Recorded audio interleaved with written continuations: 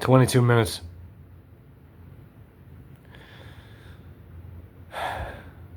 I've taken up this habit of making a video and then starting to write while it's uploading, and then I can attach it to the email before it's become this kind of like it's exhausting kind of rigor.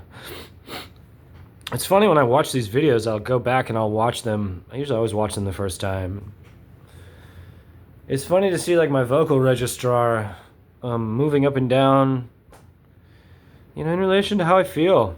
And that must mean something, right? That when my voice goes up, it's because I'm so close to all these women, right? And when it goes down, I'm upset with Quentin over not being a man, like not being cool,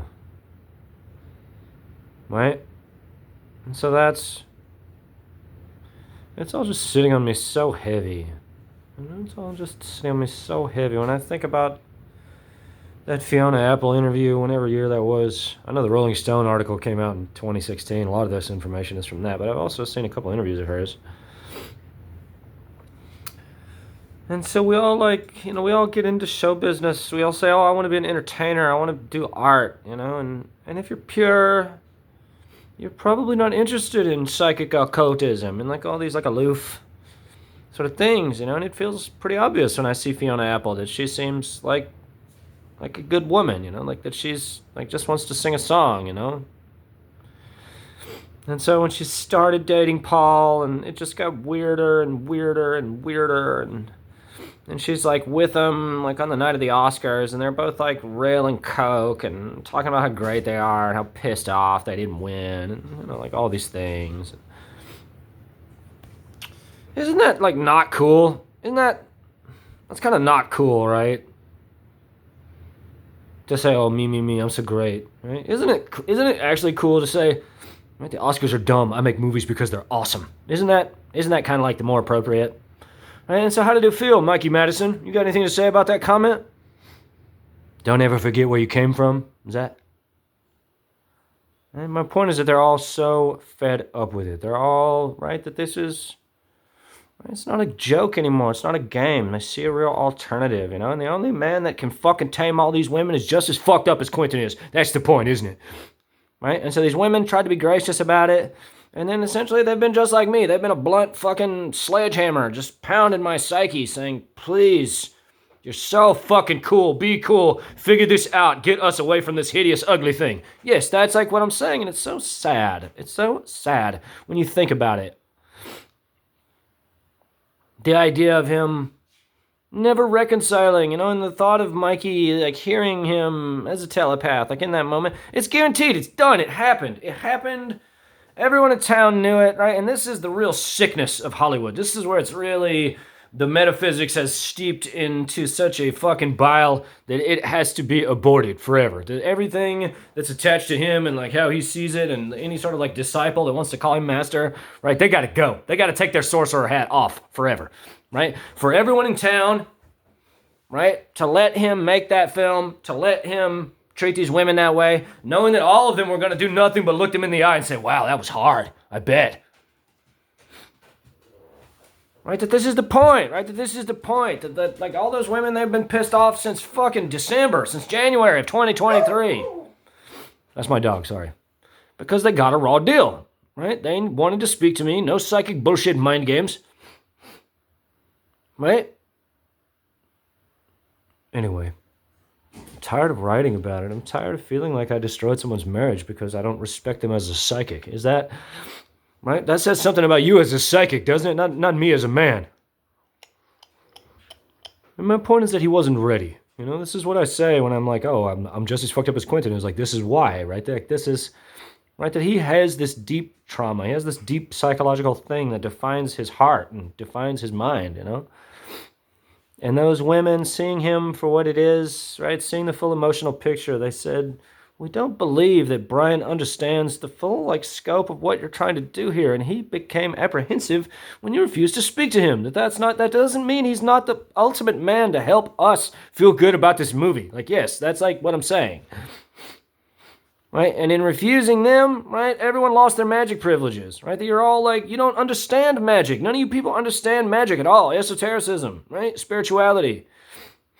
right? That they represent the good parts of his psyche, right? That everything that is occurring, especially with the movie machine, where it's like all these different disciplines like tied in together, right? And so you see like why he makes the movies. Like, do we understand that?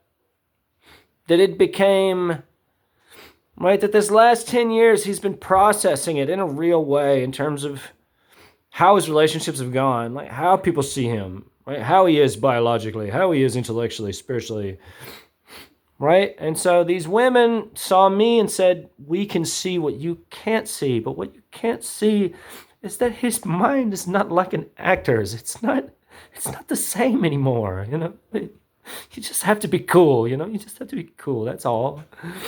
And he'll get it. He'll get it better than anyone else.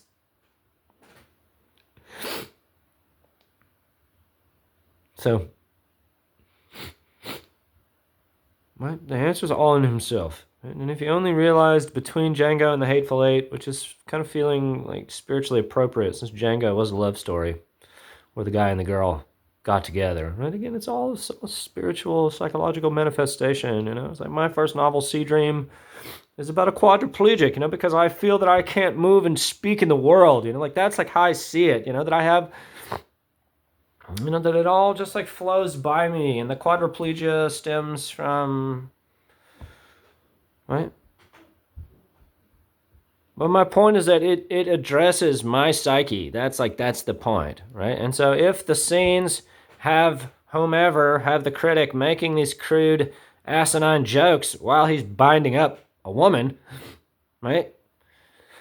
Then that tells you everything you need to know, doesn't it? That like, oh, I have a healthy, fucked up relationship with sex, that I don't respect women, that how I conceive can be considered an abomination, etc., etc. So all these things, you know, like that's like this is like, we're talking about magic here. We're not talking about fucking baby time bullshit, right?